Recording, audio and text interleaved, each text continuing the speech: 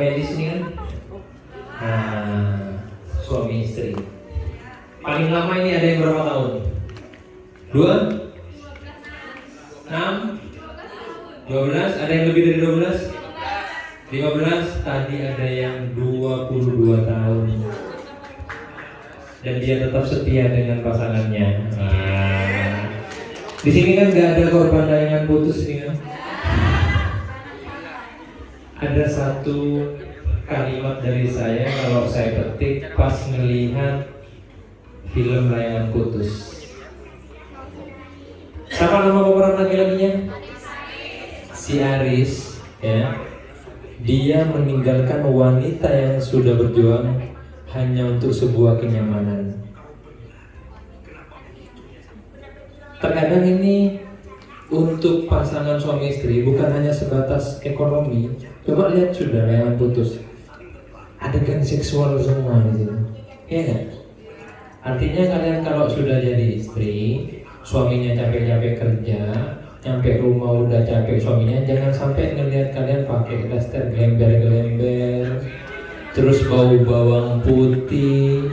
Udah suami capek mestinya ini dilus-elus dengan wangian, dikasih bawang putih. Jadi harus good looking ketika suami udah capek.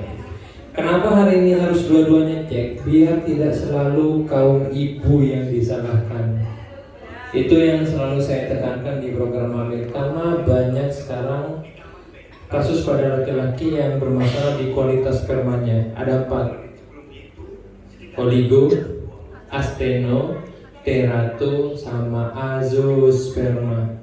Oligo di jumlah, asteno di pergerakan, terato di bentuk yang lebih banyak abnormal daripada normal. Yang terakhir, dia tidak mempunyai sel sperma. Kan ini pun ada 2, ada yang murni dan penyumbatan. Makanya kasih edukasi untuk yang pertama dulu. Jadi kalian biar punya gambaran sebelum saya tangani. Yang pertama, oligo, jumlah. Kita nggak butuh banyak, 1 doang. Kalau 2 kembar. Yang penting yang 2 ini, asteno, dia bergerak cepat.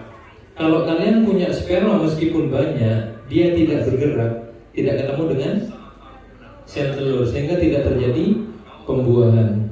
Yang kedua, dia bergerak tapi lambat. Sebelum ketemu sel telur, pada akhirnya dia mati di tengah jalan, tidak terjadi proses kehamilan.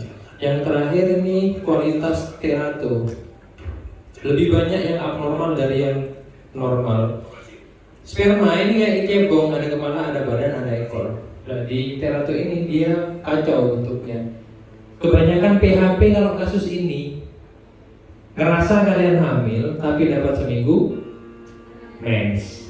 Karena dia tidak bisa mengikat sel telur secara sempurna. Bisa hamil tapi sering keguguran. Apalagi kalau ditambah dengan yang namanya kasus TORCH. Ada yang kena TORCH?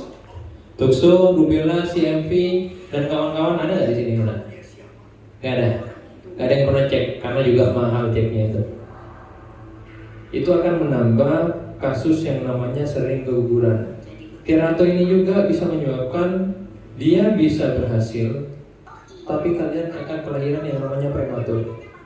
Karena si sperma ini tidak bisa mengikat secara sempurna. Dan yang terakhir ini yang paling ekstrim, azoosperma. Tidak ada sel sperma. Gimana kalian mau hamil?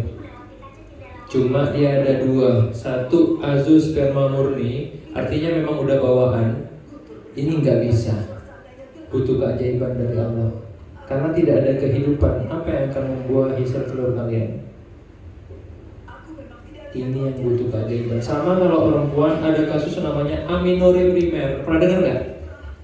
Pernah dengar aminore nggak? Kalau kalian tahunya mungkin dysmenorrhea.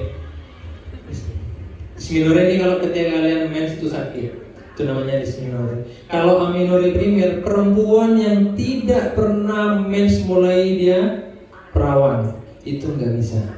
Sama kayak azoosperma, dia punya rahim tapi nggak punya sel telur.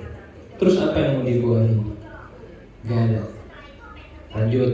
Yang terakhir, azoosperma gara-gara penyumbatan. Dia ada sperma dalam testisnya tapi tidak bisa keluar. Ada namanya kasus varicocele. Pernah dengar? Nah itu yang menyebabkan kualitasnya itu jelek. Ini masih bisa ada harapan. Ada beberapa kasus saya, ada 4 pasien yang berhasil, termasuk yang dari Jember. Ada Mas Budi, pernah saya bikin videonya yang dia spermanya kosong. Bukan murni kosong, spermanya ketika proses hubungan suami istri dia tidak bisa keluar karena varicocele itu. Ini masih bisa ada harapan. Biasanya ada tes PESA, pengambilan sampel dalam testis untuk mengetahui ada kehidupan atau enggak di situ. Biasanya harganya antara 8, 20 sampai 30 juta untuk tes itu. Dan yang terakhir untuk perempuan tadi ada yang namanya amenorrhea sekunder. Siklus men yang kacau, atau kalian sering dengar PCO, PCOS juga. Sel telur banyak tapi ukurannya kecil.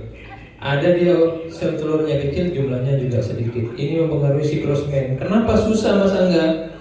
Ketika siklus men kalian kacau, kalian tidak bisa menentukan masa subur. Jadi telur kalian tidak bisa dibuahi karena lewat sudah masanya. Kalau yang lain mungkin banyak yang pernah dengar, ista, endometriosis, miom, adenomiosis, penyumbatan tuba, hidrosalping,